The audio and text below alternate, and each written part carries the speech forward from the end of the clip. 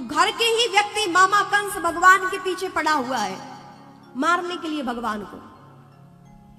कभी ना कभी कोई ना कोई दुर्धर्ष राक्षस भेज देता है, कभी सक्तासुर तो कभी तृणावर्त ऐसा कि उसने एक बवंडर का रूप धारण किया। जैसे तूफान आता है ना भयंकर चक्रधार तूफान, बवंडर का रूप धारण किया। भगवान पालने में लेटे हुए थे बाहर, उसको लगा जितने भी बालक होंगे इस बवंडर में आके फंस जाएंगे और मर जाएंगे। बहुत बड़े बड़े राक्षस भेजे, पूतना भेज दी, परम राक्षसी। भगवान चैन से वहां भी ना रह सके,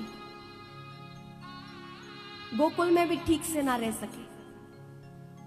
गोकुल छोड़कर वृंदावन आए, पहले मथुरा से गोकुल आए कि चलो यहां ठीक से रह सकेंगे, यहां भी ना रह सके तो गोकुल छोड़कर भगवान वृंदावन आए। वृंदावन आए तो वृंदावन में भी चैन नहीं। जितने भी असुर हैं वो सारे भगवान के पीछे लगे हैं, उन्हें मारने के लिए, आहत करने के लिए। अघासुर, बकासुर, एक बहुत विराट बगुला का रूप धारण करके राक्षस आया कि भगवान को मुख में रख के समाप्त कर देगा। अघासुर एक नाग के रूप में राक्षस आया। छोटे छोटे ग्वाल वालों को लगा कि अरे ये तो गुफा है, मुख खोल के बैठ गया, बहुत विराट, कि छोटे छोटे ग्वाल वाले गुफा देखकर खेलने आएंगे, इनको मुख में भरूंगा और मार दूंगा। भगवान ने इतने राक्षसों का उद्धार किया। आप देखिए कि जीवन प्रारंभ से ही भगवान के जीवन में कष्ट है। वृंदावन भी भगवान बहुत समय तक ना रह सके। कहते हैं लगभग 11 वर्ष की आयु थी भगवान की। 11 वर्ष कितना होता है? केवल भगवान 11 वर्ष के थे तब भगवान से वृंदावन भी छूट गया, उनके अपने माता पिता भी छूट गए, उनसे गोपी ग्वाल भी छूट गए।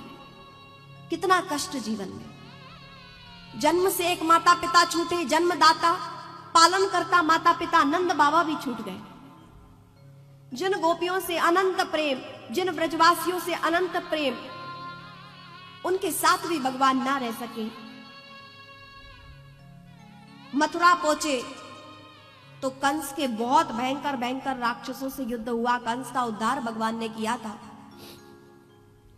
अभी भी भगवान को चैन नहीं कि कंस के ससुर, जिस प्रकार आप ऐसे समझिए कि कितने शक्तिशाली थे जरासंध, कंस के ससुर, कि आज के जैसे सर्व शक्तिशाली माना जाए तो अमेरिका पावर में है।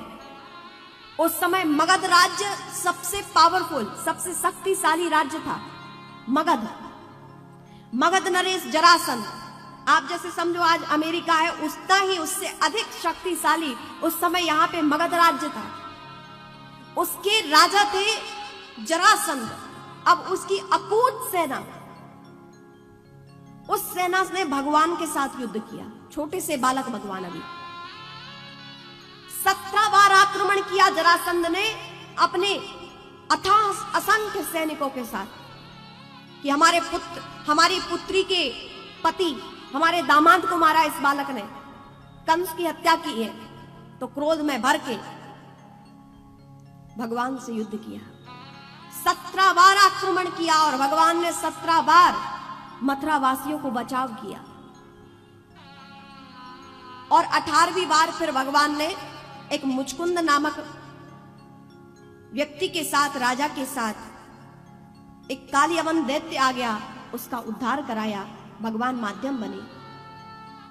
तो आप देखिए कि भगवान के जीवन में कितने कष्ट हैं। और अभी 11 वर्ष की आयु, इतने अथाह दुख भगवान के जीवन में। और फिर भगवान द्वारिका पहुंचे तो द्वारिका में भगवान का विवाह हुआ और विवाह में भी भगवान की युद्ध हुआ। जन्म भी आप देख रहे, कथा श्रवण कर रहे हैं, प्रारंभ से कितने कष्ट। विवाह में भी युद्ध हुआ। शिशुपाल उस समय भयंकर दैत्य था, वो भी, उसकी भयंकर सेना, उसके साथ युद्ध हुआ। अथाह भगवान के जीवन में कष्ट। लेकिन भगवान कहीं ऐसे हाथ रखकर चिंतन में बैठे हो या माथा पकड़कर बैठे हो या अश्रु प्रवाह कर रहे हो कि इतने कष्ट हैं, ऐसा कहीं नहीं लिखा। यहां भगवान की दिव्य लीलाओं का श्रवण करना इसलिए नहीं कि चलो आनंद आ रहा है, बैठे हैं, नाच लिए, गा लिए, कथा हो गई, नहीं। यहां भगवान के इन दिव्य चरित्रों से हमें सीखना है कि हम संसार में रहते हैं, कर्म करते हैं और थोड़े बहुत दुख आते हैं तो भगवान को उलाहना देने लगते कि भगवान तुमने हमारे साथ ऐसा किया, इतने कष्ट दिए। अरे भगवान किसी को कष्ट नहीं देते हैं, भगवान किसी को कष्ट नहीं देते। हमें जो सुख दुख मिल रहे हैं ना, वो हमारे कर्मों का फल है। अरे भगवान तो सबको आनंद देते हैं, वो तो आनंद के दाता है, आनंद के रूप है। कैसे? जिस प्रकार आप सूर्य देवता के समक्ष खड़े हो जाइए और सूर्य देवता से कहिए कि हे सूर्य देव, आप हमें अंधकार दे दीजिए। क्या कहते हैं आप लोग?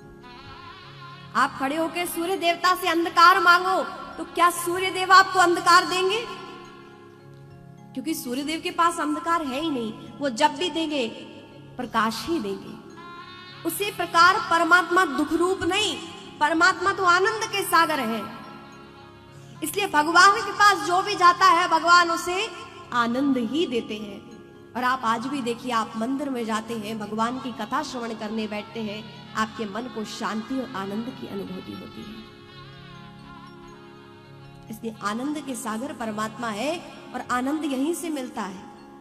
और हमारे जीवन में जो सुख दुख आ रहे हैं ना, वो सुख दुख वो हमारे कर्मों की कृति है, कर्मों का परिणाम है।